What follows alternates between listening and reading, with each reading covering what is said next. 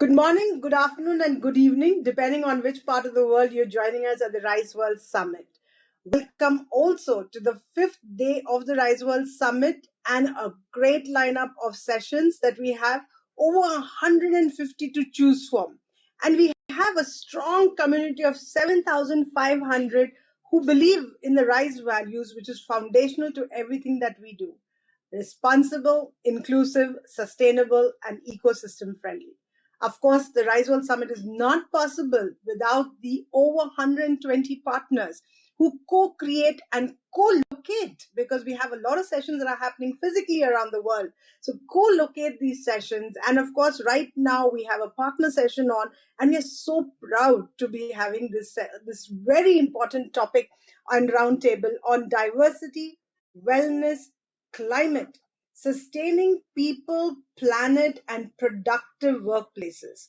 I think bringing these all together in one is not an easy task, absolutely, because some people view them as very diverse set of topics, right? But of course, it takes special people to be able to apply that systems lens to be able to really get these issues together in a way that is integrated and make others understand that as well.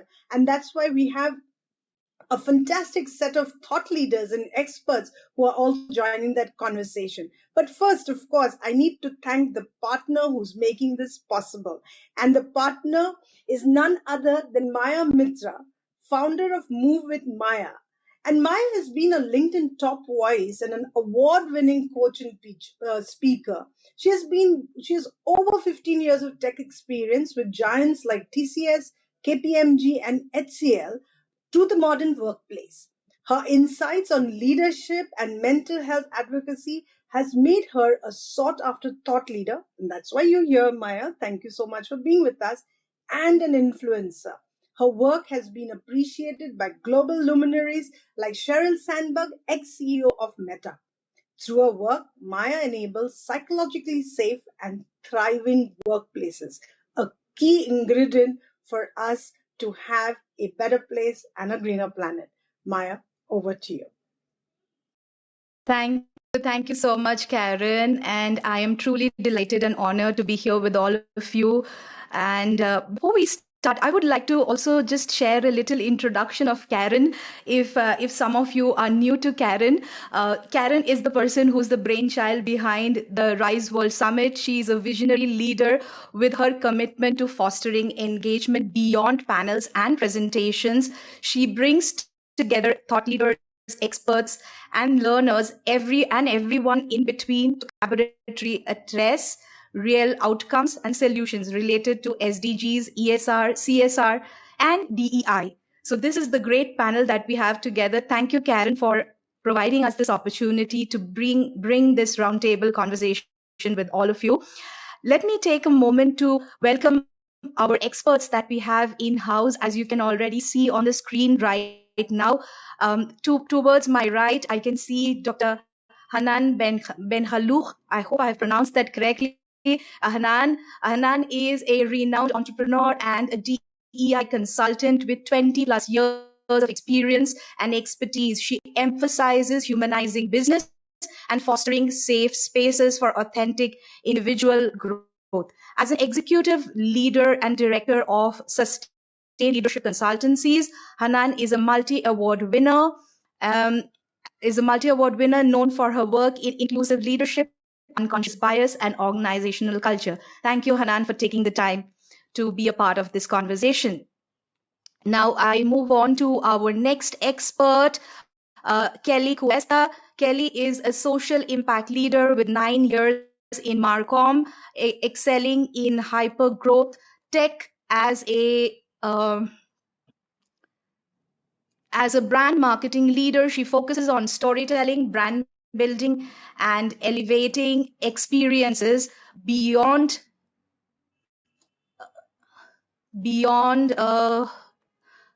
Ingram Microcloud. Kelly leads Latina in Tech Madrid and advocates for ethical tech use. Recognized with awards like Digital Women and Digital Creator 2023, Kelly is a prominent figure in the DEIB leadership. Thank you, Kelly, for taking the time out for being a part of this conversation. Next, I welcome Charusmita Rao. Charusmita, with 19 plus years of experience, heads learning and talent development for global functions at APJ India at Akamai Technologies, an advocate for diversity and inclusion. She led the Women's Forum ERG and serves as a Lean and Circle leader in Bangalore. Charusmita is a recipient of prestigious awards including HR 40 and 40 and the Next Generation Women Award from Zinov. Beyond her professional achievements, she is a mother, an artist, and a founder of Cool Designs, focusing on making culture cooler for younger generations. Wow, that's something. Thank you. Thank you, Charu, for joining in.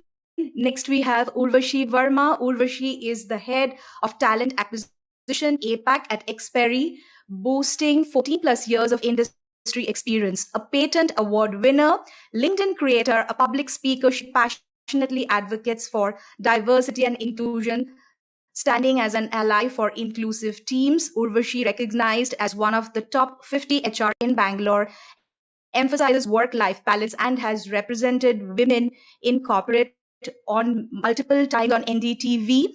Committed to growth, she mentors over 25,000 plus people on LinkedIn.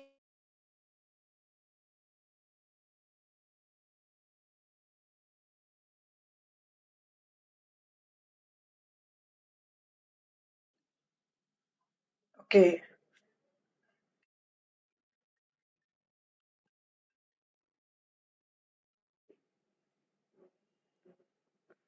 Um, yeah, I think we've lost Maya just for a little bit, but that's fine. Perhaps we can continue with the self introduction in the meantime. Is that all right? Yes.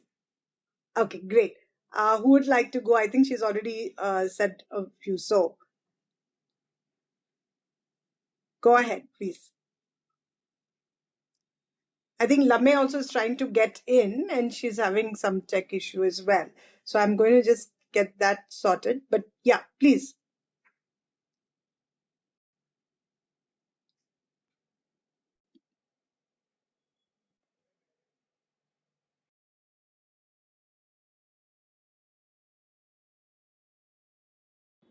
So I think she was introducing Urvashi.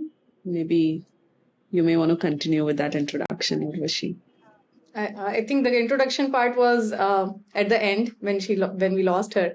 So I believe the introduction is done. We may can start our sharing our opinions on the topic today. So maybe I can start talking about sustainable productivity. What I feel about it. So sustainable productivity about me is maintaining a balance between the needs of the employees nowadays and the needs of the organization. It means continuous growth, business growth at the same time high level of employee wellness as well. As we have seen a drastic shift in the demand of employees post pandemic era.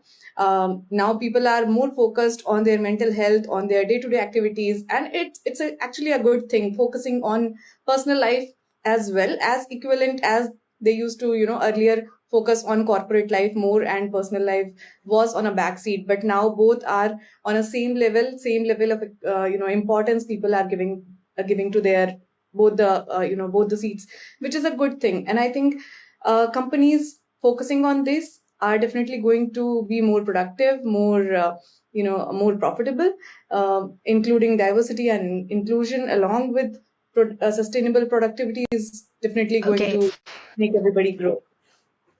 Yeah, Am I Maya. back? Yes, welcome back. So we were just Yes. talking. You have completed the introduction. I was sharing my thoughts on sustainable productivity, but yeah, you can take the lead and initiate the discussion now. Thank you. Thank you so much for holding the fort while I had to drop off because of a tech issue. Thanks so much. I am guessing probably Proshenjit is also going to join in, and so is Lame. Maybe the technical team can just check on the back end. So before that, let us quickly just jump into the conversation for today.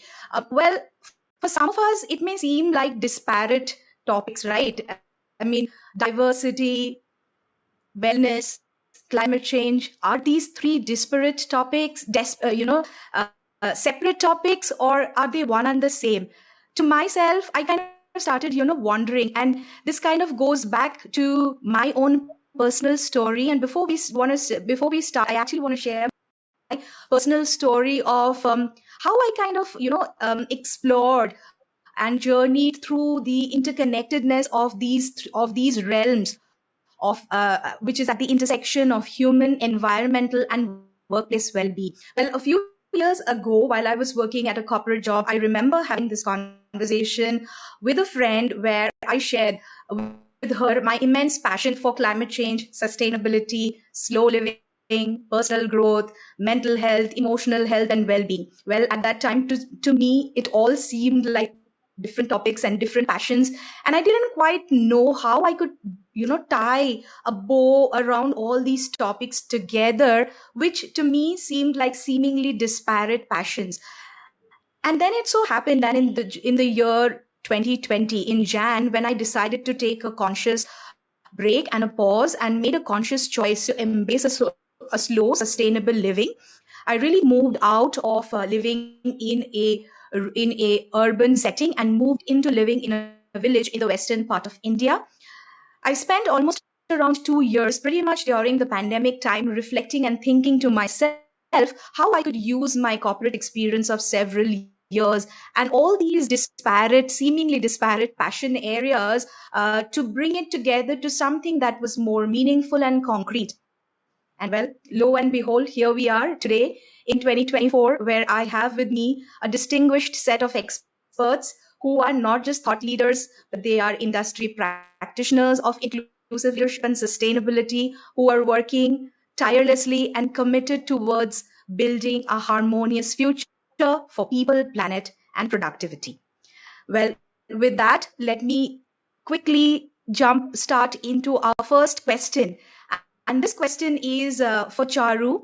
So, Charu, if I may just ask you, how has the context of workplace diversity evolved over the years? And what, according to you, are some of the current trends? Thank you. Thank you, Maya. And hello, everyone. I'm very thrilled to be a part of this discussion. And it's a topic that's really close to my heart. And like Maya said, it may feel like disconnected topics, but I think we are seeing organizations and communities getting all of these topics and looking at the connections and the intersections that exist. So this is amazing to have so many experts on these set of topics which are so meaningful and also so close to my heart.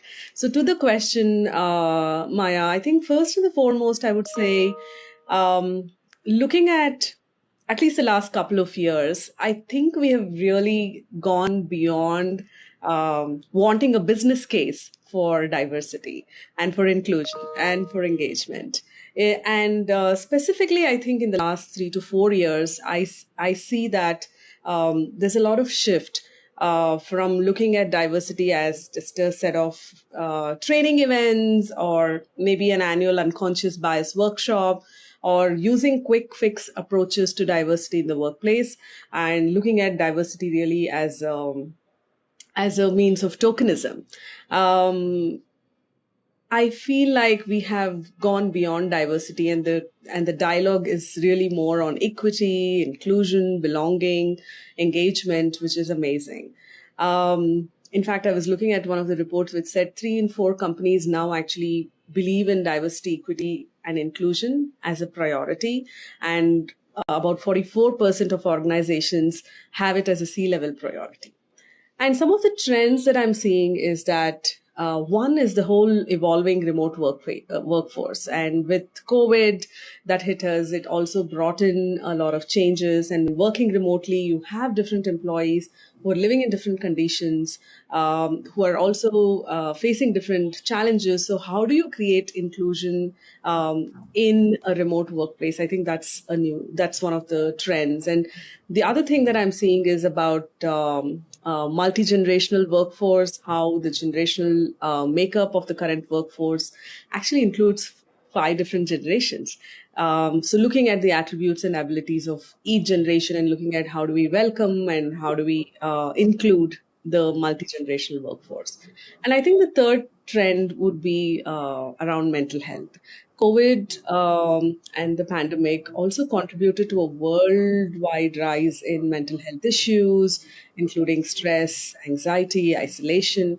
And I feel like organizations are taking very intentional steps at supporting mental health for the diverse pool of talent. And it does not just stop at or include just putting some policies in place, but it's also simple things like how do you have your supervisors, managers, co-workers talk, behave, empathize with each other in a way that matters. So I see like these are some of the trends. Hope that answers your question. Yes, it does and much more. Thank you, Charu, for that really enlightening answer.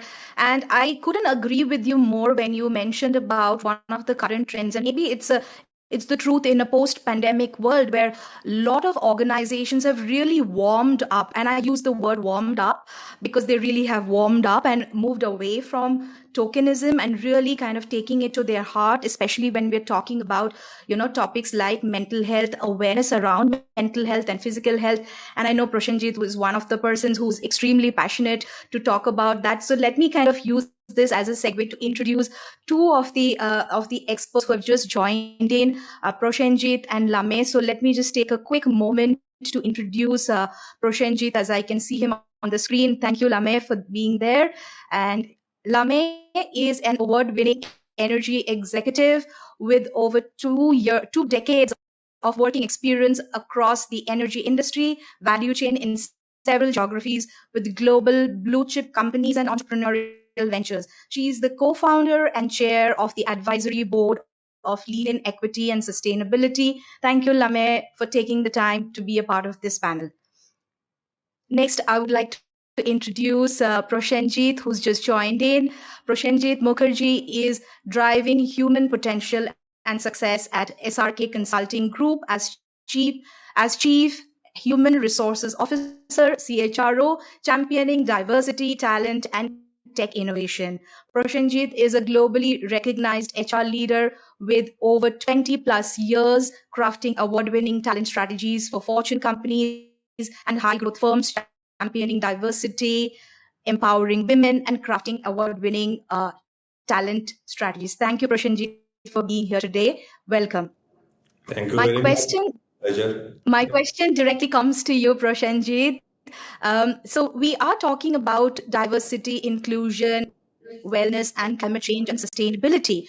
As an expert in the industry with decades of experience, what, according to you, how does the cultural, organizational culture impact the well-being of employees? If I were to just kind of go back to what Charu mentioned about organizations largely now warming up to talking about mental health and therapy, which a few years before used to be quite a taboo and not topics that would get picked up in the corporate parlance. So what has changed in the last few years, and how does the organizational culture impact the very well-being of employees? If you could share something from your experience, please.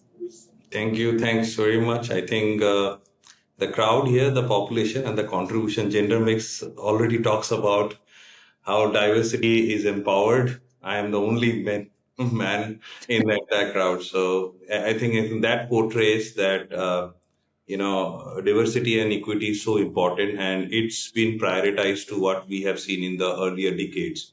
I mean, all of us are quite experienced enough where we have seen how we started our career, and now there's a huge change. So definitely there is a huge change, I would say. But you know what? What I have seen also, there are a lot of subconscious bias. So when you say subconscious, right, people have that mindset, and that mindset actually gets evolved in a culture that you work. Now, one need to understand, and we say it in HR forum, many of the HR leaders are there. The culture comes from the top. It is not a HR leader that create culture. One need to understand and acknowledge it, right? So the culture comes from the top. So let's say a few of the people who have created an organization like an Infosys, 8 guys, 8 friends, they wanted to create a culture. They decided, okay, this is the culture that we're going to portray in Infosys. They created it, right? Same goes to other industries. So this culture actually happens at the founding level, at the foundation level, right? few of the common mindset people come together. They said, we're going to set the company. This is the context. This is the equity. We're going to empower all the mix, not just men, but women. It's a equity we're going to talk about, right? Also, it depends how when the founders comes in, what are the ambience they're coming from, their general well-being, their ambience, their home, a lot of things, When you create a company, how you've been treated, how you're treating a opposite sex in your family also portrays the way you want to treat an opposite sex in the office, right? So what I mean is that a lot of family values, change, thought process, the way we've been groomed, the way we've been educated, also portrays how we act in the company or how we build the culture. So one need to understand that, and a lot of things are subconscious. Let's say there are many company where a woman who is pregnant is not being taken care in a right manner, right? She may not be fit for the job is something which based on the delivery or the motherhood that she is upcoming. So it should be celebrated. Otherwise, it is not, right? It comes as a performance. So it is a grief issue which is being faced by everywhere. It's if you talk about India, no, US as well. I've been staying in multiple countries, and I know everywhere this is a pertinent issue, and everywhere all of us are fighting to erupt it. Most importantly, there are so the discussions are happening. There are steps which our organizations are taking. They're ensuring that there is a healthy 50%, 60%, 70% mix. They're also ensuring leadership team of women are there. But the most important, the most critical part, which impacting is the behavior, the subconsciousness, right? That ones carry. So I would say one is the culture. So the culture happens in the top. How the founders wanted to do it. It's very important that from the top itself we have someone or a healthy mix of foundations where we know that what we need to do. So that is one, right? So that impacts if the foundation itself is not very equilibrium enough, that will impact the company, and we can't help about it. We can fight it out, we can try to remove it, but HR is a part of the system. It is not beyond or after the system. One need to understand this, right? So LinkedIn is different. We are talking about real-time scenarios, right? So HR is a part of the system, and because it's a part of the business, right, we will have to act the way the culture is designed. So what we can do that, okay, how do we do better? So we educate founders, we educate the management, we educate the business leader, the mid-management. The mid-management in a company are the most influential one. If the top is good and they decided, right, so let's do that. And mid-management has a subconscious bias. They will try to create that try to break the culture. So as a HR leader, what we need to do is that if the foundation is good, we need to ensure strongly, very strongly, right? And when I say strong, very strong. Okay, so you need to ensure that the equity remain. If you have to take a very hard steps, do the hard steps, but equity remain. So then your role will become an advocate to the people. That is one. Second is that how do you ensure you train people, you educate people, you make them learn, right? Someone who doesn't have that ambience or have grown up in a situation where they know that it's supposed to be like this, right? It has to be all of us are equally competent enough. Gender has nothing to do with it, right?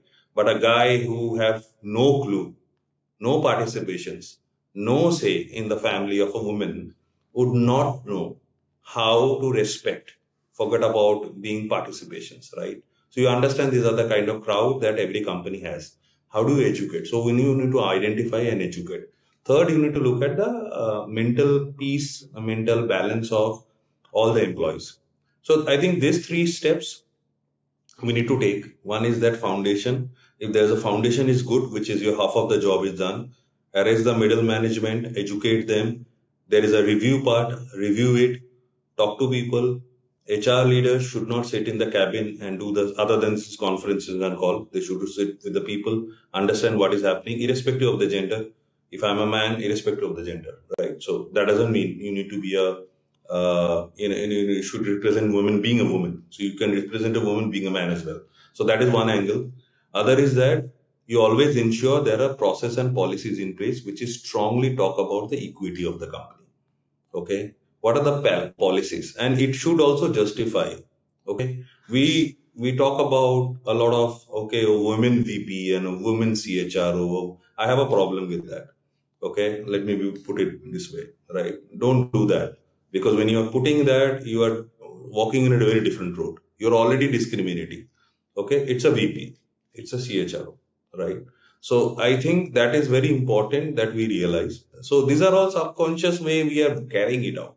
Even we come from big universities and all of that. So these are the things I think we need to eradicate, right? Maybe something which is very prominent that we can see in the organization, we try and arrest it. Then there are subconsciousness that we need to arrest it. 100% it won't get resolved, but still more education, more learning, it will help, right? And I think it is very important, rather than getting into external party or external consulting organization, we need to involve the internal party, internal stakeholders, right, and educate, right? And then there are company which has a balance to form, which has a way of work to form. So this is within the system, Maya. Okay, so you can't go beyond the system and try to change anything. Within the system, we should strategize. We should see where we need to hit hard. Then we need to plan, educate, ensure there are policies in place, implement the policies, execute the processes, not just on the table, not just for the PPT, execute it, review it, and then re-implement it if it's wrong. I would have been a person who would have, created a company. I would have done in a way I have done in my HR skill. So this is what I have to share. Yeah. Thank you, Prashanjit, for that really elaborate answer. And I hear you mention a lot about culture. It's kind of interesting that you mentioned that how culture gets formed, and it really starts from a top-down approach, wherein we look at what is the thought or the idea with which the company was formed, and it kind of goes back to the founder's vision. And therefore, in my understanding, culture is almost like mindset at scale, and what becomes and behaviors that gets repeated becomes a part of your culture. And when you spoke a lot about unconscious bias and people coming in from different backgrounds, and not really, and I really hear you mention about certain people coming in from certain backgrounds where they probably have not had exposure to other genders, and therefore they do not really know what is best or what is right. Therefore a lot of learning, training needs to be there in place. And of course, in terms of the policies and strategies, here I want to come back to Dr. Hanan, who's actually written a book called Seeds of Change, and she talks about how organizations can remain relevant in an ever changing world. I want to ask this question of you, Hanan. What, according to you, are some of the guidelines and principles that business leaders and organizations can follow to remain relevant in a constantly disrupting world? Thank you, Maya. I'm really pleased to be part of this roundtable that's gathering thought leaders who are sharing their points of view and insights on a very, very timely topic. And yes, I want to start just by acknowledging what my colleague just said, because that's something that I highly advocate for. We, in wanting to include, sometimes we exclude. So we have to start by really ditching the word female this, female that, women this, women that. I just wanted to acknowledge it because I speak about that a lot. And because the minute we keep saying female entrepreneurs, we don't say male entrepreneurs. So, or female VP or female leader, it's we're not helping that assimilation that we are just a talent, just like everybody else. So thank you for validating that. I just wanted to acknowledge it, and it's really refreshing to hear it from a male leader. So thank you for that. Now coming back to Seeds of Change, and the main word is change. And we always say, why do we have to always speak about change? Change, we know that change is the only constant. But over the past decade, we have experienced, we can all agree that we have experienced, we've been experiencing unprecedented shifts in society, but mainly in our business landscape. It's these dynamics of a term VUCA. I don't know if you're familiar with it, but I'll explain it. It's a very trendy expression that expresses or explains the kind of landscape that we are leading in, which is volatility, uncertainty, complexity, and ambiguity. So when you are, and if you will look around us and all the economic turndown that happened, the pandemic, the geopolitical situation, all of this put us in a constantly volatile, uncertain, complex, and ambiguous world. And it's not going to reduce. I think it's just the pace is just getting faster and faster, and the scope is also enlarging. So in a VUCA world, leaders need a fresh perspective. How do we navigate change? So I believe that in this era, even the way we manage change has changed. We can no longer transform with the traditional approaches because they do fall short in this landscape. And we must now adapt in a more dynamic and what I call a human-centric mindset. And the book didn't come. I wasn't just sitting, I'm like, yeah, let me write a book. It's nice to be an author. It was actually an idea that came after when I decided to write a book. I was actually celebrating my 20 years since I graduated. It was in November 2019. And I say the date because I started writing the book about Seeds of Change before even we knew about the pandemic that was going to hit us few months while I was still writing. And I had to go back and edit. If you read my book, you will see that in one of the chapters I say, I had to go back and edit this chapter because I continued writing when we were in full lockdown.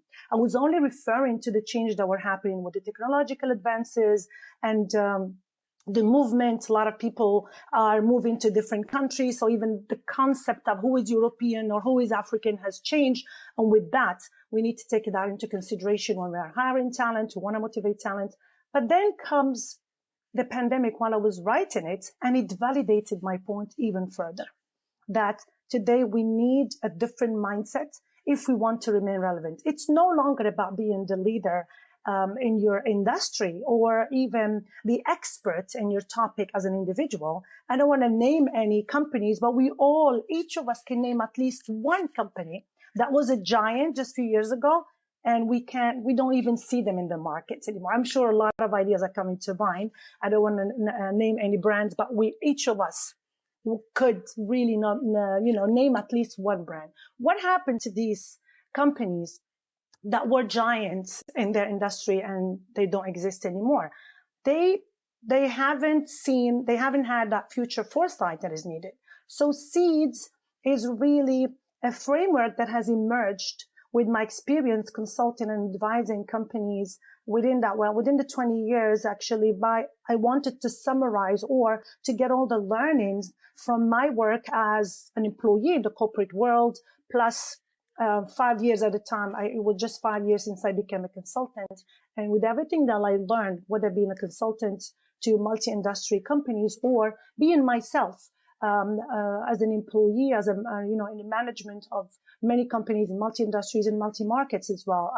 I was born in Morocco. I moved to New York City. Then I'm living in Dubai now. And in between, I've been moving a lot. So that diversity in industries, the diversity in the countries I lived in, the diversities in the countries I operated in, all of that came with that learning. What is needed today to cultivate how to remain relevant in this ever-changing world? We need to cultivate mainly, and that was the learning, adaptability, innovation, and sustainability. So Seeds is that analogy of we need to plant the seeds of change so that they grow into a sustainable transformation. But it's also an acronym that stands for sense, engage, empower, develop, sustain. And I see these as the main skills or the main attributes that every leader who wants to be successful in the future needs to embrace. Sensing, what I mean by sensing in this context is really that leaders need to develop this heightened sense of awareness, self-awareness,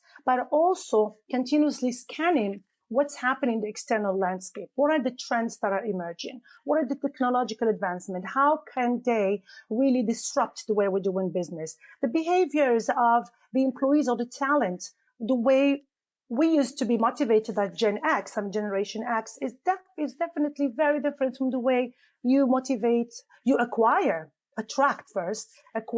retain, and motivate millennials, Gen Z, and very soon we're going to be talking about Gen Alpha. So it's how can we be aware of the shifts in the consumer behaviors. The consumer of 20 years is different. Today, the consumers are super empowered. They have information in front of them. They can just take a mobile phone that costs $10 and ruin your reputation by just posting on any of the social media platforms. So it's all these dynamics that are shifting. So we need to sense first, because we don't have all the knowledge with the data available. And the example of the pandemic is the best example. With all the advancements, nobody could predict what was happening. We didn't see it coming.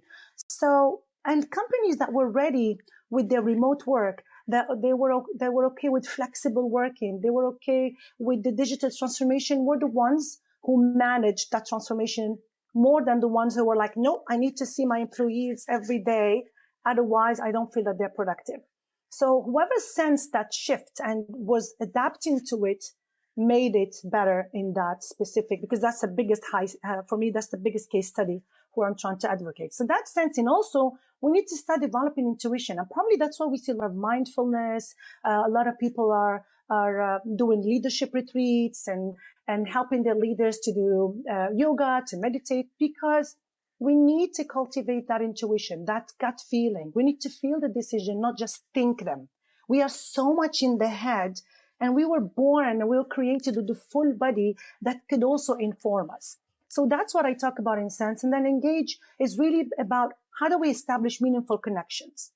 Engagement, not as in informing. A lot of companies, a lot of leaders send a memo and they're like, yeah, they were communicating. We told them what we're going to change. That's not engagement. That's information. So Engage has to be a two-way communication. It includes not just employees. It's also with all stakeholders, employees, customers, and partners. We need to have that engaged workforce because they're more likely to adapt positively to any change that's happening if they are always informed, if there is some kind of transparency. And then I talk about, I just want to introduce briefly, I talk about empower, which is the third letter and the second E. And here, empower in the sense that we cultivate a culture that's providing employees with the tools, resources, and some kind of autonomy so that they can innovate in order to take accountability and ownership for their work. Because with this fast pace, in this fast-paced landscape, if we keep that vertical matrix of making the decisions, if everybody has to go to 3 or 4 people on the top before the decision is approved, then a competitor can come where any change can happen. So it's really about empowering your employees so that they take accountability, they start making decisions for you because they are outside, they see customers, they understand them. So here we talk about how can we create that environment that is always enabling. And empowering is not just dumping delegation. You just don't tell somebody you're responsible. We need to make sure, are we empowering them with the tools, with the knowledge? Are we holding their hand so that we make sure that we are creating more leaders and not followers? And here I talk about how leaders of the future are leaders who create other leaders. They don't create followers to them. And there's a big mindset shift to have a leader who aspires to create more leaders. And then I talk about, and then there's a D, which is develop. And here I talk about continuous development.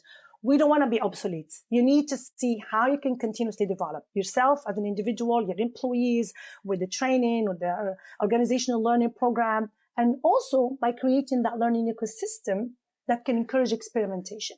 And encouraging experimentation because you want them to innovate means there needs to be an acceptance of certain kind of or certain level of failure. That failure is learning. How do we embrace that? I even have a paragraph that says embracing the F word as in failure, and how can you make it a part without it becoming costly to the company? And finally, S for sustain. Now that you have planted that seed, how do you multiply it? How do you sustain that change, that transformation? How do you sustain yourself, your results, your leadership?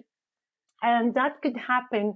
And here when we talk about sustain, it's beyond that core environmental considerations. It's really about ensuring sustainability of your business model, of your leadership practices, of relationships.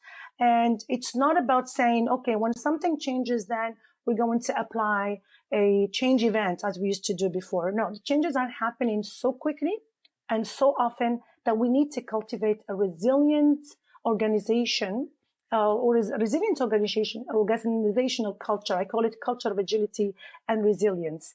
And so with that, I feel that we can become really a culture that looks at what is essential for us for a long-term success. So to summarize, plant for me, I always say by planting these seeds, we won't only weather the change if it happens, which is happening all the time, but we help foster a thriving environment in the company or the organization where we have no bounds for success and for wellness and development individual, where we actually encourage individual growth, and we link the individual growth and the individual success to the success of the company. Now, these are the human-centric values that I always talk about. Thank you. Superb, superb. Thank you, Hanan. That was really such a profound answer. And I'm just here going back to the fact that you mentioned, and I think both you and Prosenjit touched upon the fact that we are moving towards a world where we are not talking about female leaders, but a future world where we are talking about just leaders, and it's not a gender agenda. And again, coming back to your point of, leaders create leaders. And I've been following some of the comments that many of the participants have been mentioning over here. I see what Rita's mentioned and, nodded in terms of the point that you mentioned, that navigating change is more of a mindset shift.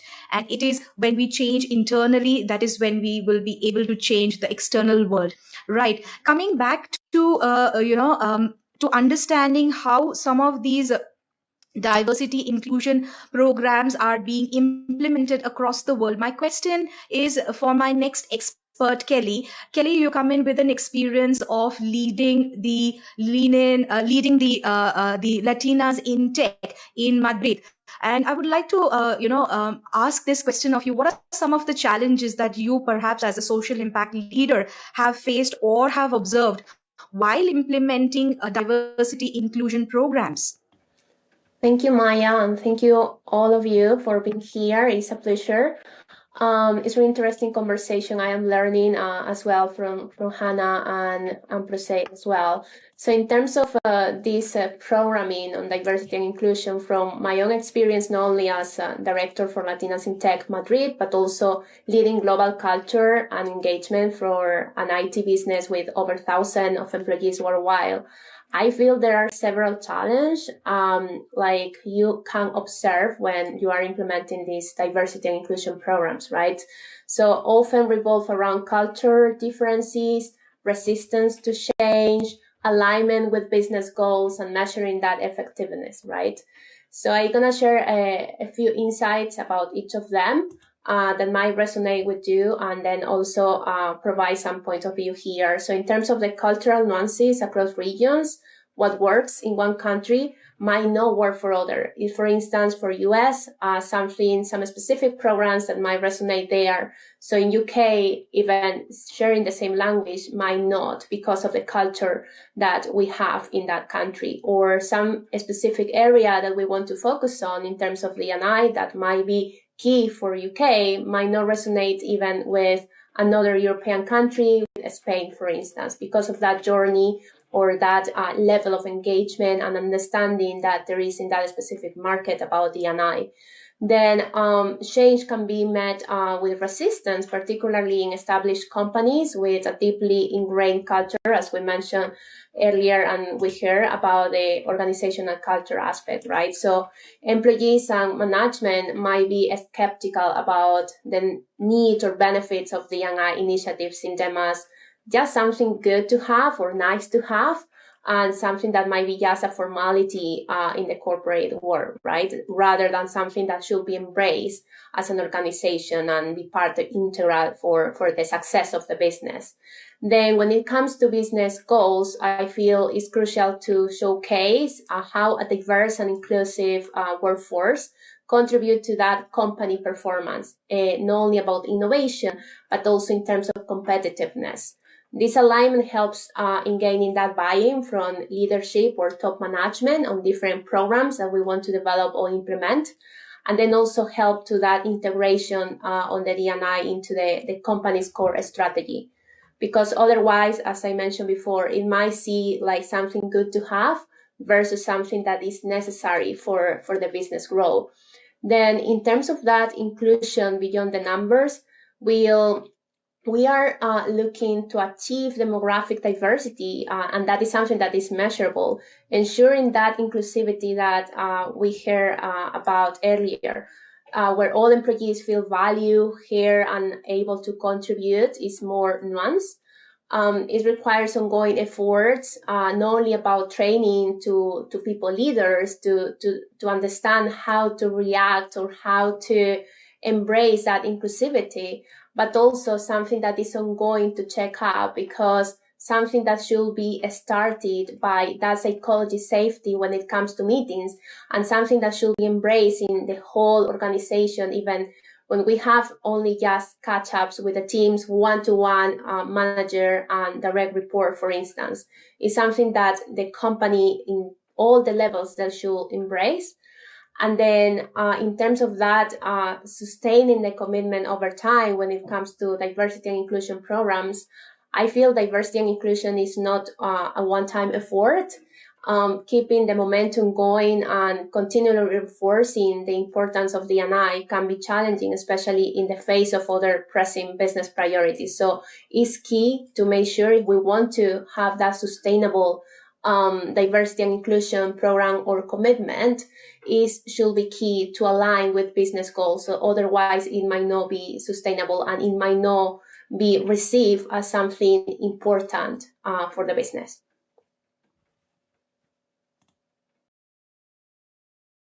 Thank you, Kelly, for really, enlightening us. And I really love the point that you mentioned about resistance to change. And when we're talking about having implemented diversity inclusion programs, and maybe you mentioned the importance and emphasize the importance of certain things which are good to have versus necessary to have. And here I want to also acknowledge the fact that you mentioned about the part about how there has been a lot of low engagement in organizations, and globally, if I were to refer to a number which was shared by the Gallup Workplace Report 2023, globally the economy loss is to the tune of $8.8 trillion, which is what they have reported due to low employee engagement, which is a huge number if we were to look at it. And therefore, my question now comes next to Urvashi, where I would want to understand from, as you being somebody who's leading the HR and talent development within a global organization, what according to you are some of the challenges when it comes to implementing employee engagement and employee wellness programs, particularly in the context of remote and hybrid work environment? If you could share something from your experience. Definitely investing in employee engagement and wellness, mental and physical wellness of an employee is utmost necessary at this point of time. And definitely when we were in remote working era, it was on a top priority for all the organization. But there was a huge challenges in implementing that. Engaging employees, having them motivated to do things at home, alone, doing that things was quite demotivating for individuals, and it was challenging for them, for everybody. I think all of us are done without any preparation. We moved to a remote working mode, so everybody was learning through their challenges, day-to-day activities. What is working well for one organization may be not working well for other. So innovation happened a lot in HR forum that time, and companies came up with great initiatives. I think companies have come up with various ways of offering this to employees during remote working era, like virtual fitness classes, mental health workshops, helping to share their thoughts anonymously, where individual can talk to somebody and share what he or she is going through or feeling, their stress management classes, trainings, various activities to keep them happy, engaged, like cooking classes, book clubs, magic shows, virtual tours to zoo or virtual tours to museum, storytelling classes. So many things were happening at the same time. And for each employee also, I think for all employee, one thing is not going to work out. Every individual have different kind of interests, different kind of ways to deal with their stress, to deal with their day-to-day activities.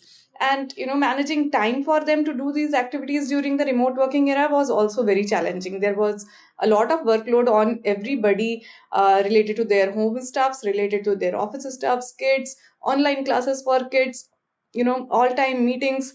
People who are in global teams was quite very challenging for them as well, because their time zones are different, and throughout the day they get exhausted. So so many things happened that time, but now we saw that many things worked out, and people came out of their stress, adopted that situation, went into a smooth routine where they can enjoy some time at home, where they can spend for working, they can spend some time with their family and all other chores at home. So as we are now moving to hybrid workplaces, we see a lot of sports tournament happening in corporates, introduction to multiple reimbursements program related to their mental and wellness, of their mental health and physical health. Apart from these programs, I think, as everybody was talking, a lot of contribution is from the work culture. If you have a great work culture, half of the stress of employee is gone. So again, the leadership plays a great role. They have to do the walk, what they talk. So definitely they have to create a culture of open communication. For me, communication is also two types. There is one communication where you can, share your activities. You have tools to talk to different team members, and there is another empathetic communication where leaders are listening to you, your HR team members are listening to you and guiding you on your challenges. So we have to focus more on empathetic communication instead of tool based communication. So many things happen. I hope we will keep on doing innovation, because every day there is a change in demand of employees, and there is a change of the way the corporates are working. So we have to be very innovative, and to cater the need of each employee, and to each corporate. Superb. Thank you. Thank you so much, Urvashi. And I really like the point that you mentioned about leading with empathy, and how, I kind of hear what you and also Proshenjit in some ways echoed, that it all comes down to culture, and culture starts at leadership. So we are kind of, going back on really not just talking the talk, but really walking the talk, I guess. And here I want to encourage everybody that is joined in as an audience. If you have any questions for the experts, now is a great moment to really ask those questions, because if you look at the room here right now, all of us collectively have actually more than 100+ years of experience, just to kind of put it out there. So if you have any questions that is burning on your lip and you want them to be answered, please feel free to put it in the chat box. The team is here to help me pull out those questions, and we will take it to the panel experts over here. We've been talking a lot about employee wellness and employee engagement. I want to come back to Lame and here understand, if you could just walk us through and talk a little bit about sustainability and climate change and sustainable workplace. What does it mean for us, and how has the approach really changed in the last years, maybe in a post-pandemic world? What really changed in the context of that? If you could just share something from your experience, please.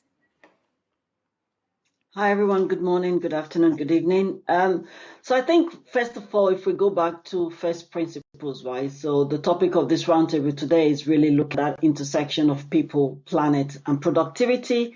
Those three things together then lead to profitability. So there is no business that is in the business of not being sustainable, both financially and otherwise. So when you think about the language we use around diversity and inclusion and what that means for businesses, you've never heard a company that says we're in the business of losing money, right? So the strategy is always very clear. So when you then say we would like to be an inclusive culture, you have to ask yourself, what does it look like if we're not inclusive, right? So if you use the negative test to test some of the language we're using around diversity and inclusion, because really it shouldn't be a separate topic, it should just be part of business, is the way we make decisions.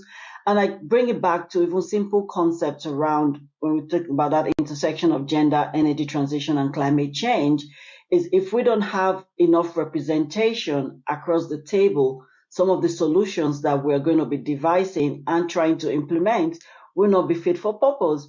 And I use this very simple example. Around a few years ago, there was a big drive from one of the development banks to bring clean cooking to Sub-Saharan Africa and some countries in Southeast Asia. And from a technology perspective, it was a great technology. Solar cookers, easy peasy. But the challenge was they did not speak to the user and ask what is the job this solar cooker was meant to do. And so the solar cooker, same technology, went to Sub-Saharan Africa and went to Southeast Asia. And in Southeast Asia, they worked perfectly well because it was mostly stir-fry. But in Sub-Saharan Africa, we make a lot of heavy stews, and so the cookers did not last as long. So if somebody had just engaged with the user or the customer from that perspective, then they would have realized that although the technology can be the same, but it has to be modified for context. And it's just what we're talking about around diversity of thoughts and diversity of perspective, because sometimes the solution you're saying may not be the right solution for that problem. And so I use the phrase at work really around walking backwards from the customer. So who is the customer? What is the problem we're trying to solve? And then devising the right solutions for that. So when it comes to D&I, I think we need to start really thinking about how do businesses embed it into operations. It's not a standalone over there that belongs to HR. It is a transformation project. You do not have a transformation project that you then pack in one corner with no resources or no budget, right? And so working with that very thick layer of middle managers, because they are the biggest barrier to entry when it comes to transformation and changing that culture, that mindset in that layer. Because I think the top, they get it. Even the workers coming in get it, right? So companies are not struggling with attraction. It's retention that is the problem, because they come in and like a revolving door, they walk back out because the culture isn't right. It's not an inclusive workplace. They don't feel like they belong, and all of these terminologies that we're using. So if we're going to be the kind of society or businesses that survive beyond this next industrial, well, it's not an industrial, it's actually more than an industrial revolution that needs to happen around decarbonization, around climate change, then the companies that win will be the companies with winning cultures, will be the companies that are more inclusive, will be the companies that are able to attract and retain talent and able to also leverage that talent across multiple challenges that the companies are going to face, because the pace of change is so fast. And one of my panelists used the word VUCA. It is volatile, it's uncertain, so we are and change used to happen in decades. Now change is happening in weeks and sometimes in days. And that speed, the winning organizations will be the ones that have that business agility to change and adjust. And you need to have diversity of thoughts and perspective to be able to come to a decision quickly. You don't have 6 or 9 months for it to travel through the normal channels of most corporate ladders. So you want to be able to have things and people in the front line that are engaged, empowered, and have the autonomy to have that delegation of authority to make the decision as soon as their market conditions are changing. Because if you're going to wait, let's go for another away day, 6 months time, 9 months time, your competitors have made the decision, they've pivoted, they've changed, and they've moved along. So I think we really need to actually stop putting diversity and inclusion or people conversation as a side topic that belongs to HR, because people are at the core of your business.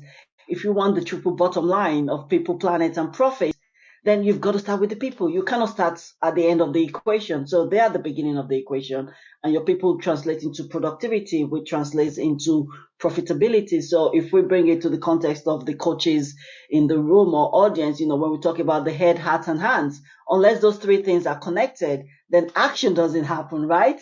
So you want to get people to engage, but in order for them to engage, they need to understand the why, they need to have the passion for it, and then you don't need to push, because they just get going, because the hands will do the work, because the head and the heart are connected. So those 3 things really need to be intersected every time we're looking at transformation. And it's the same with sustainability, it's the same with decarbonization. We need to do business in a completely different way than many countries or people have done the last 150 years. And so that change, it's scary. And that's true, and that's understandable. And we need to recognize that we're expecting people to do things very differently. And that resistance isn't coming from a place of malice, but is a place of not understanding the why. That example of the janitor in NASA, when he was asked, what are you doing? He said, I'm helping to put a man on the moon. And he could connect his cleaning the floor to that big vision. And so it's that conversation that needs to happen. Strategy is not something that should be done in secret. Your people should understand your strategy, right? So you should do it, you should communicate it and make sure that people understand it. But most importantly, tie people's goals and objectives to those big agendas, because unless you do that, then the motivation and the incentive to do it or change does not come together, right? Because people will do the things that are being measured and the things that they are being incentivized to do. So it's really coming back to that people culture, be people centric. And then once your people are thriving, your customers will thrive.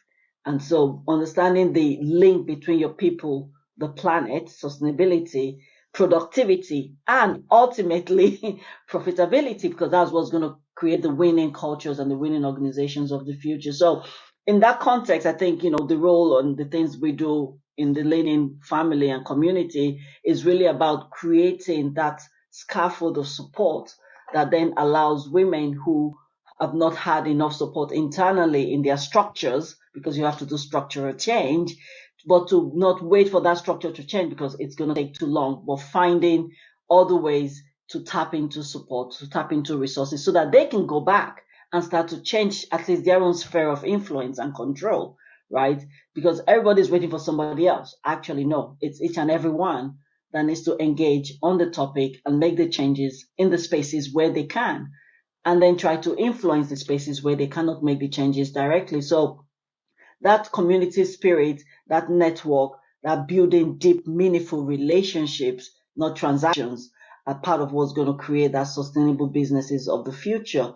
Because the way the future customers and the future employees are going to engage with the current structures is going to be very different.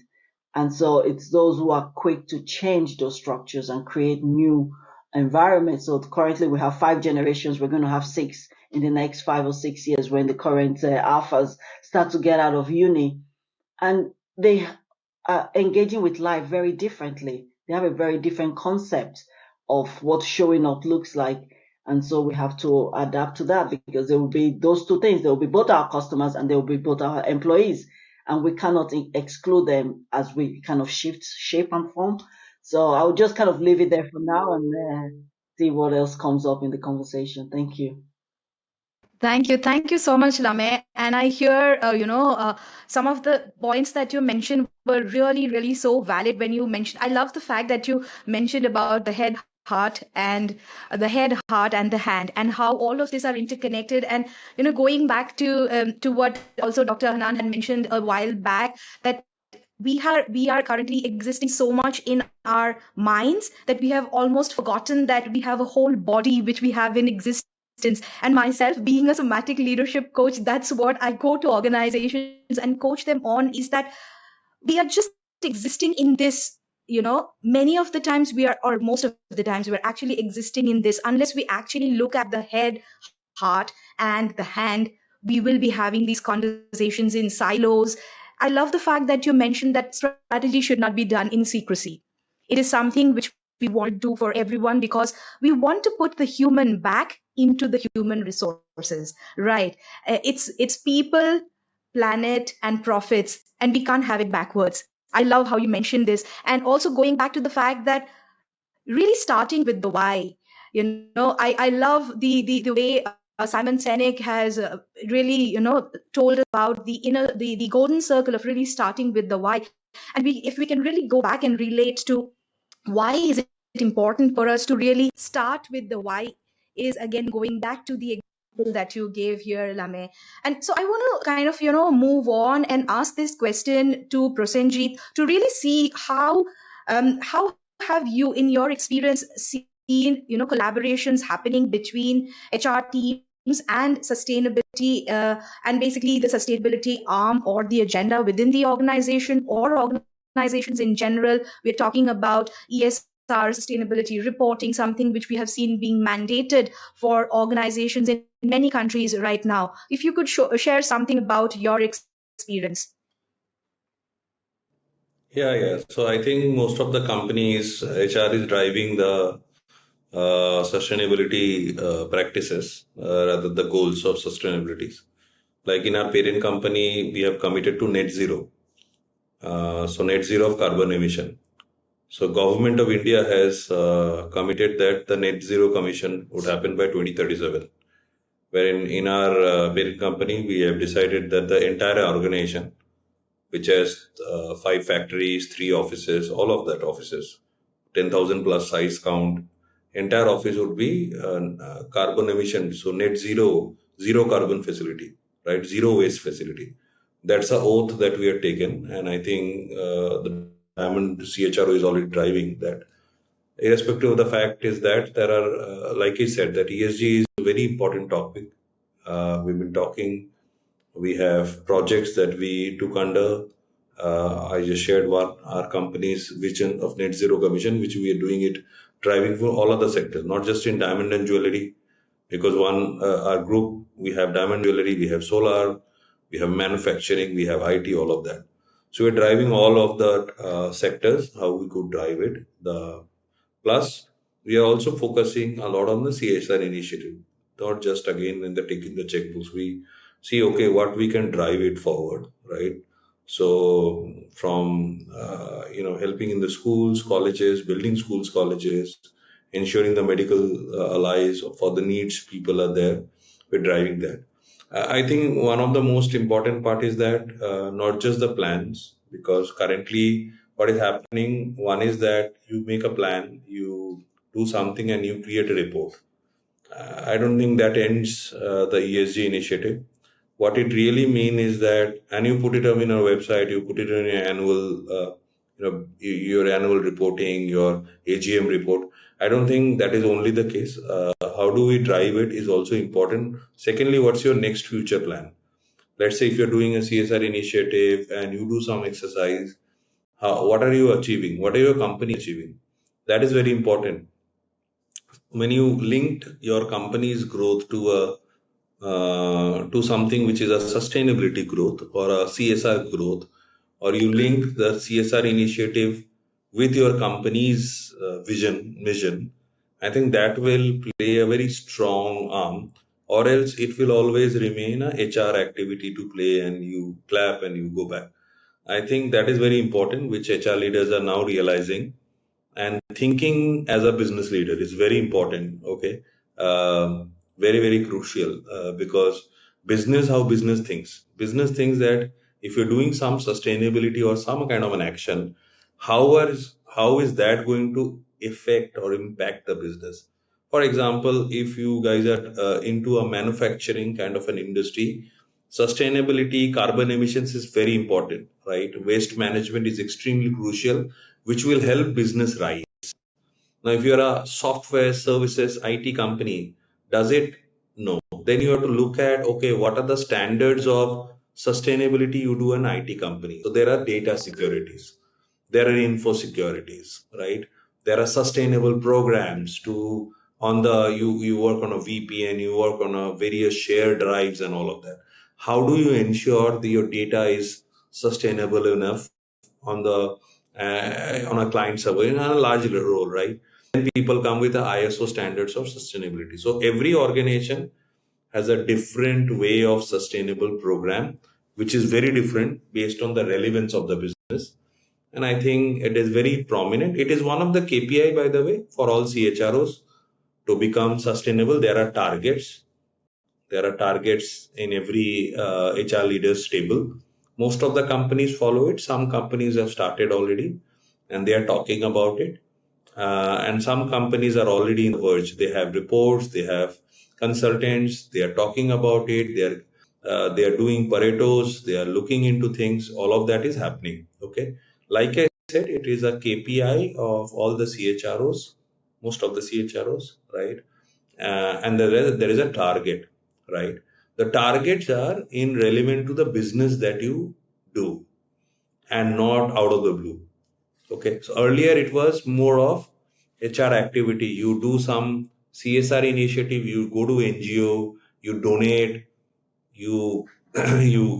that means to be a sustainability or a CSR. It is not like that now. Whatever you do, it has to be linked with the profitability of the company or the revenue of the company or the growth of the company. That's how business thinks about it. I think which is good is that HR is also thinking on the same line. Yeah, thanks. Thank you so much, Prashanjit, for sharing that example of how this has changed through the various number of years, and now, like you mentioned, CSR is something which is not that we do in silos, but definitely something we look at it more from a holistic point of view. And therefore, my question comes next to Urvashi to kind of understand how can HR collaborate with other departments within organization to create a more inclusive workplace, and to talk about a little bit about your experience of driving various different CSR and sustainability initiatives within the organization. Yeah, so as initially we always spoke that, creating an inclusive culture, it's not only HR's responsibilities, and we have to collaborate with all other department leaders, employees, and whoever is in the organization. They have to have coached what kind of culture we are looking forward. So definitely the organization needs to start cultivating this culture from the day one of a new hire, or probably during the hiring cycle, hiring activities as well, during the interviews, during when talent acquisition team is reaching out to any person outside of the organization to hire them.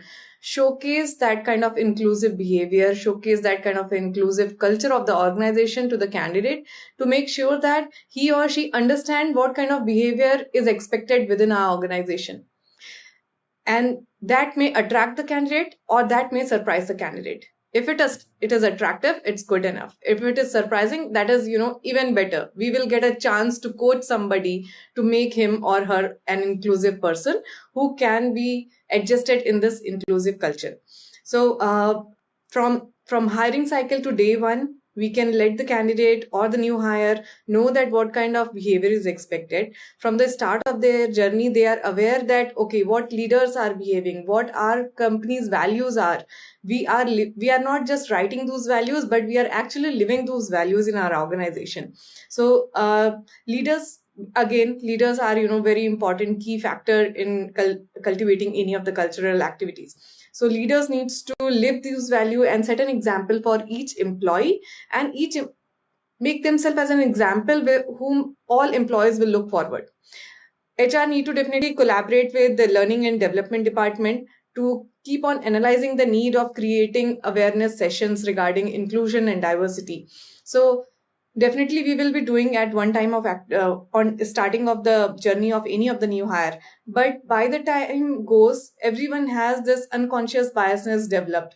Though as a human being we always try to do right things, but unconsciously sometimes we do wrong things and commit some mistakes which cannot be entertained, or which is not something an organization is expecting from their employees.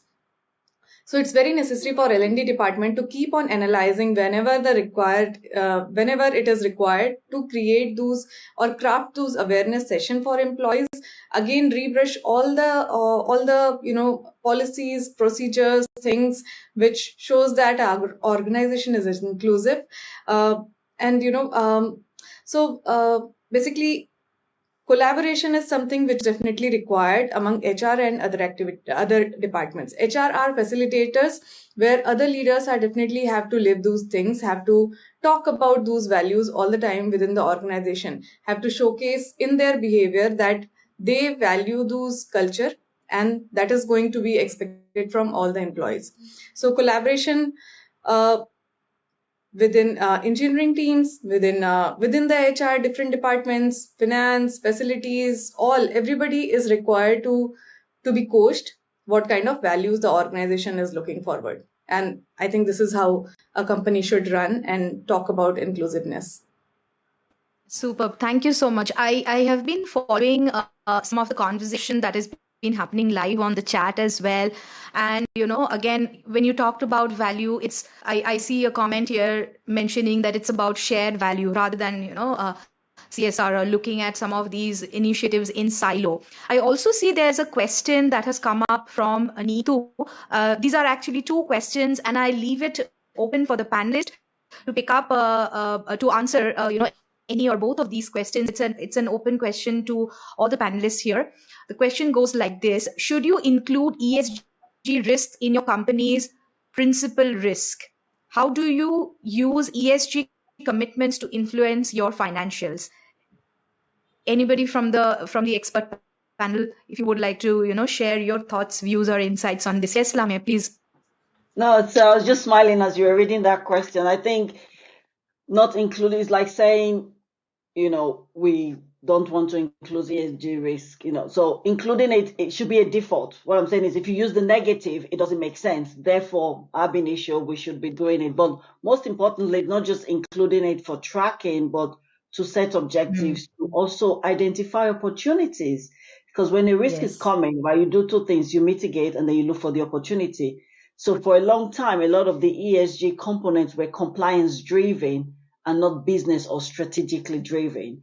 And so we have to start thinking very differently in terms of, as the world is changing, as ESG parameters are changing, as our employees and customers and those 5 stakeholders are asking more of us, how do we adjust our business model to respond to those things? So while we keep an eye on the risk and we mitigate, but we need to be sensing, and I like that word, the opportunities that it is going to bring, and then how do you leverage it? But most importantly, if we come back to the human in human resources and people, how do we keep on upskilling our people to adjust and, respond to those changes as they come? I think there was an article a few weeks back, 10% of Duolingo employees, so Duolingo is the language app, so 10% of their workforce will be reduced because those roles and tasks can be done by Gen AI. And so the company is responding to a change in technology, even though it's a technology business, but have the people upskill themselves to be ready for those changes. So that 10% of that workforce will have to either find another job or find something else that they can still do in Duolingo. And so whereby employers and HR have a role to kind of coordinate, activities within the organization, but there is an onus and an agency on the people to also think about their role in the future paradigm as the world changes. And so back in the old days in the factory and industrial kind of ways, the employee had set training programs, and you came in, you did this amount of time, and then you went to the next level, blah, blah, blah. But because it's changing so quickly, none of those models are fit for the 21st century. So we talked about in the beginning that this conversation is around those 3 intersecting points of modern day workplace, right? It's about people, it's about planet, productivity. But if you throw in the 4th leg, which is profitability, for all of those 4 things to be true, you cannot ignore ESG, right? So if people say we're committed to net zero, but ask the question, if we're not committed to net zero, will you be acceptable in society? And the answer is no. And so always using that negative lens when we say this is what we are, and talk about so it should become a default, if you get what I mean, right? So we really shouldn't be packing it over there. It should be embedded into strategy. It should be part of how we work, and our people should be skilled and upskilled and reskilled as and when needed to adjust to these changes, right? So in the last 5 years, many businesses have had to redefine their business model, redefine their operating model, redefine their even target audience, right? And if you're not having that business agility to shift shape as things move, then, it's really going to be a challenge. Because when we talk about ESG risk, actually, one of the biggest risks that has been identified for decarbonization of the world to get to net zero is talent. We don't have enough people trained and skilled to do the things that we need to do in the future. But you cannot wait till 2040 to start training them. You need to start training them right now. They need to be in your pipeline, and you need to be keeping them, right, as HR professionals. So thinking about that learning and development pathways, thinking about the kind of pathways for these new jobs that may not exist just yet, but they will come. But people want to come to your organization when they can also see the art of the possible. The old professions, it was very easy. You read law, you read accounting, engineering, you did your certification, blah, blah, blah, and you kind of knew what that pathway looks like. But a lot of these new jobs are just being created, but we have to be thinking 5-6 steps ahead in terms of what that pathway will look like, so that we can attract, retain, develop the talent that we need to develop to deliver on our strategic goals and objectives. Super. Thank you so much, Lame. I hope that subsequently answers the question that Neetu has asked. And I see a response from Dr. Hanan to this question. Would you like to share something about your thoughts on this, please? Yes, sure. I echo first what Lame said, and not to repeat anything, just to add. Actually, I wanted to write a longer answer, but I think there's a limitation of word count.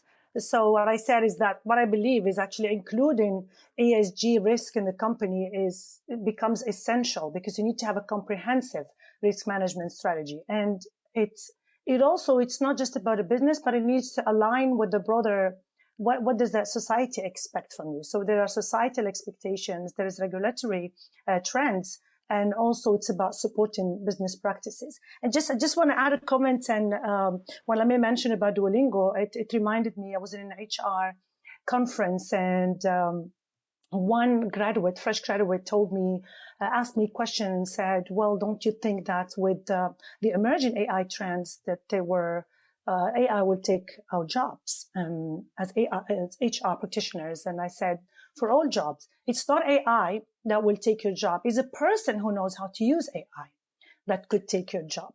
So it's really, how do you continuously develop? That's what I talked about in Seeds. It's really about not becoming obsolete and continuously understanding that it's about having that growth mindset. Nobody's the expert anymore, because whatever you are expert at might become obsolete. And coming back to sustainability initiatives and ESG, I feel that just like everything else, just like human resources, now we talk about human capital, we are talking even about people and culture. A lot of companies have completely changed. We went from personnel to human capital or human resources, then so there's a whole history. And now we talk about people and culture, because like Peter Drucker said, culture eats strategy for breakfast, lunch and dinner, actually. So it's really the culture that matters, and not you could have the most advanced strategy, but if you don't have the right culture. So just like everything else has evolved in time, I feel that the very definition of sustainability has also evolved. It used to be a nice thing to have, so people had the CSR because it was more like even sometimes confused with PR and marketing and communication. So is this really something that you're doing for sustainability because you really want to do something good for the society and environment, or it's just another, can I have my logo everywhere whenever I have an action? And that becomes PR. And I told many clients, please be careful that if it's really sustainability or a CSR or a shared value initiative, or it's really communication, because there's a really fine line between those. So we went from a nice thing to have. So a lot of companies started doing that because they wanted to show that they're giving back and being engaged with the community, and having the engagement initiatives inside the company as well for the employees. And then it became a must-have with the compliance. Now you need to report, you need to have your ESG report. And I feel that moving forward, at least that's what I dream of or advocate, the only way to do business needs to become sustainable way of doing business. There's no other way around, because with all the challenges that we have, societal challenges, environmental challenges, we can't talk about, let me do business and then see what I can fix. That's not going to take us anywhere. Resources are less, problems are really scary. So we need to start embedding the sustainability element within the very way we're doing business, whether be it diversity and inclusion, or be it any one of the 17 SDGs, whatever that can be interpreted in our business model. It needs to be the only way to do business. And that's what each of us has to really push wherever we can influence, to make sure, even to build new, at least future generation of business leaders and business entrepreneurs that understand this imperative. So that's how I wanted to answer that. Thank you. Yeah, I just quickly want to add one line that I think there is a lot of awareness among people, among common people about ESG. Not only corporates and government is aware, but each individual is becoming very aware about the importance of ESG, and that is attractive for them to go to any organization, or to be part of any organization. So this ESG reportings, or the actions what corporates are taking towards ESG is definitely attracting their customers and investors, which is a win-win situation for everybody. Plus this having more awareness is is something which is bringing a lot of startup companies coming with sustainable solutions or sustainable products. Many NGOs are working towards environment. So there are a lot of new things happening post-pandemic, which is, I'm very positive that leading us to a better world to live. Thanks.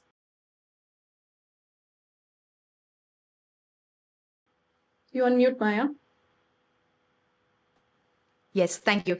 Yes, that's absolutely a brilliant point that you added, Urvashi, and the fact that a lot of organizations and new age culture, new age organizations are coming up with good for good impact for good, and really talking about and really not looking at and business for good. And so we are really looking at it from a perspective of understanding and acknowledging the fact that probably we are the first generation of people who are facing the impact of climate change, and also the last generation of people who can do something about it, right? Because we all know, and I'm sure everyone that is listening in or watching us at this moment also to acknowledge the fact that we do not have a planet B. So the time to act is now, and each one of us can really make an impact, however small or big it can look like. Even at an individual level, we do not have to really look at it only from an organizational perspective, but even at an individual level, what are those small changes or tweaks that we could do in our life, in our lifestyle? Probably for some people it may look like, okay, I probably will start using more of sustainable fashion and not really fall prey to, say, fast fashion. Or probably for some people it may look like adopting a lifestyle that wherein they are lowering their usage of, say, one time plastic packages, and really using or shifting towards, say, cane toothbrushes or whatever it may look like, or maybe walking or cycling to your workplace, where you are really decreasing your own carbon footprint. So for each person it may look very different, and I think that's a really valid point that both you, Urvashi, and Dr. Hanan brought us up to.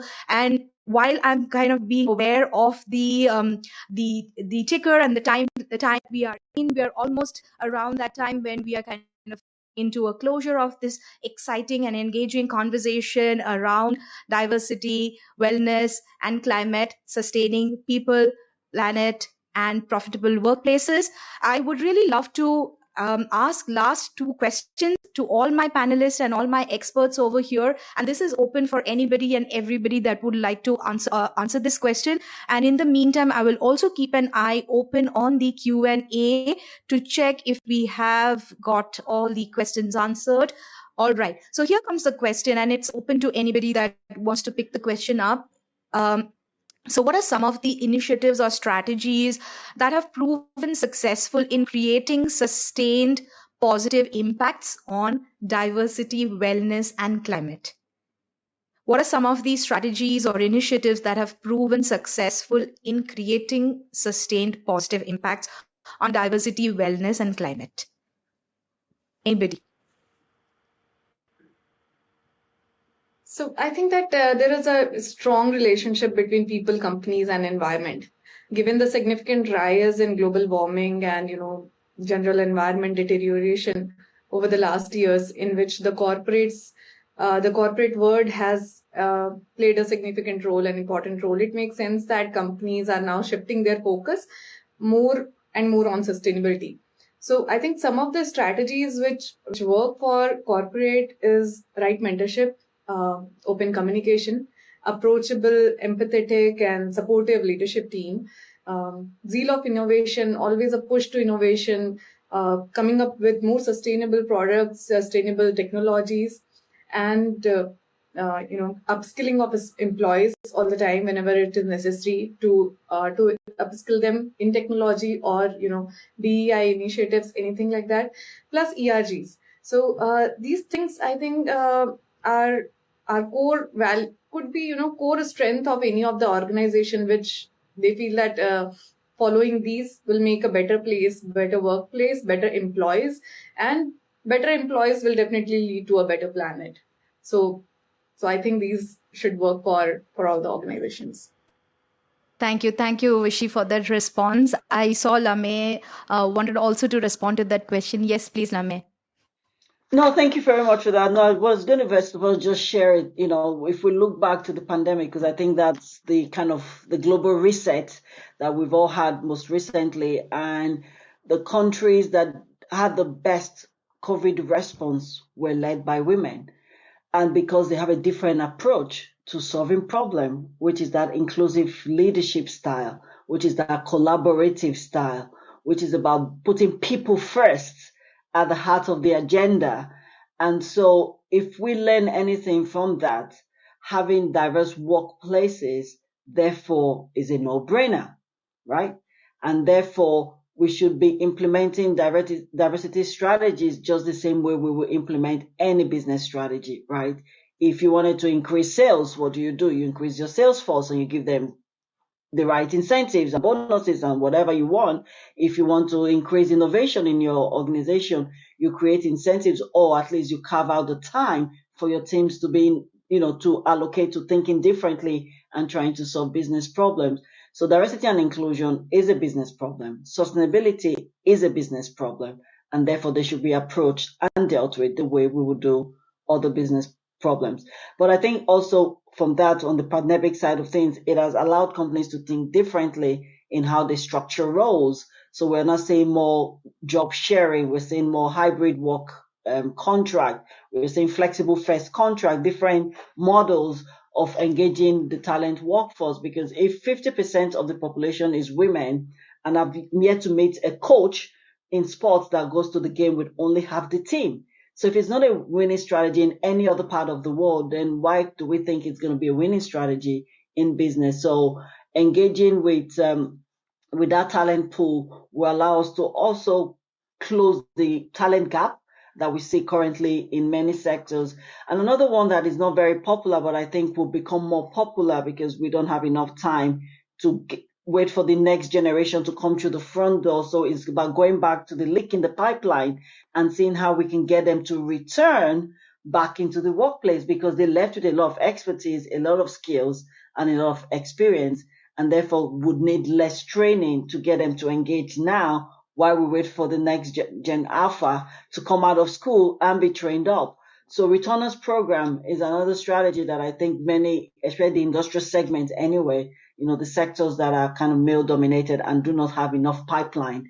If you want to create that pipeline and that visibility and representation across your different levels of talent in your organization, then we have to look at creative ways to actually get talent into the pipeline in the first place. They all cannot come from your graduate program, and you cannot just recruit all of them at executive level and board level. You've got to have a middle, and middle management is quite key to that. And so creating returners program to encourage those who've left sectors to also kind of come back and help us on this journey to net zero, right? So. Superb. Thank you. Thank you so much, Lamay. Anybody else would like to take this question? Maybe Charu? Yeah, I just want to add to your point on micro actions, right? Like for each person, the action may look really tiny, but when a mass of micro actions come together, I think it's going to really drive a big positive change. And the strategy, especially when we are talking about inclusion, diversity, and engagement, anything that leads with inclusion. If diversity is really having a seat at the table, then inclusion is also having a voice, and the sense of belonging is when that voice is heard. So any initiatives, any strategy that leads with that inclusion will have that kind of positive impact. And I think one of the examples that I could share is the work that we've been doing around growth mindset. So moving from know it all to learn it all, to how can we be more curious? How can we move from proving to improving? And also, when we look at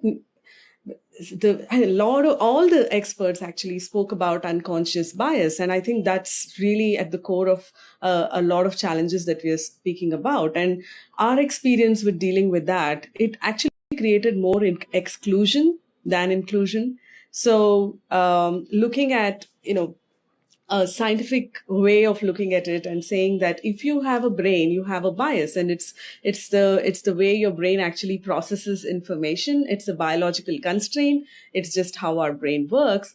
That kind of helped people to look at it differently, and instead of blaming or making a person feel shamed about, oh my God, I have a bias, it actually made it feel like a team sport, like we're all in it together, and we're going to just help each other call out those biases. And that kind of helped a lot in creating an inclusive workforce. And that could be one of those initiatives or strategies on developing a growth mindset and looking at things from a different lens. Superb. Thank you so much.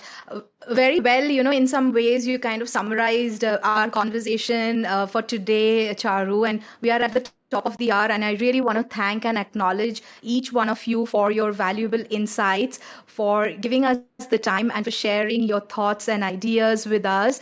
And like we all spoke about, as we draw the curtains, on this enlightening panel discussion, I'm reminded of the profound ripple effect that emanates from our collective insights and our shared commitments.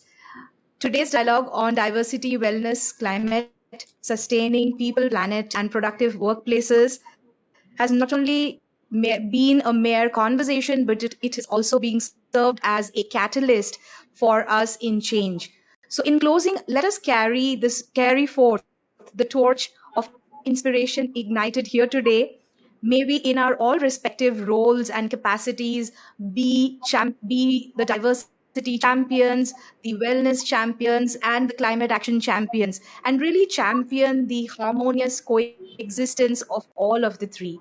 The journey towards sustaining people, planet, and productivity is an ongoing endeavor that demands our collective commitment and resilience.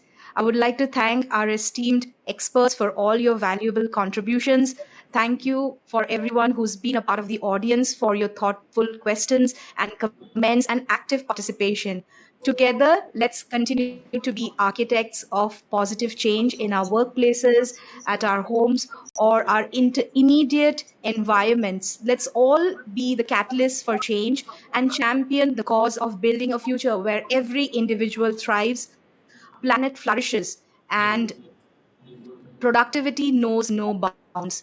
While this may mark the conclusion of our discussion for today, let this mark the beginning of a new chapter in the pursuit of holistic sustainability. Safe journeys to all, and may our shared vision become a vibrant reality. Thank you, everyone. Thank you. Everybody. Thank you very much. Take care. Have a good Thank you. Thank you. bye bye. Thank you, everyone. Thank